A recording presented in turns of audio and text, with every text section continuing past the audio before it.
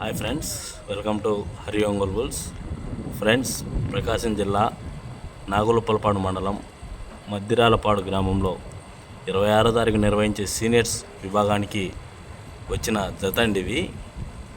SSR bulls Sunki Surender Reddy గారు, ASP గారు, హుజూర్నగర్ గ్రామం, సూర్యాపేట జిల్లా, తెలంగాణ రాష్ట్రం వారి సీనియర్స్ గిత్తలు రావడం జరిగిందండి. వీర నరసింహారెడ్డి జూనియర్ గాండివా.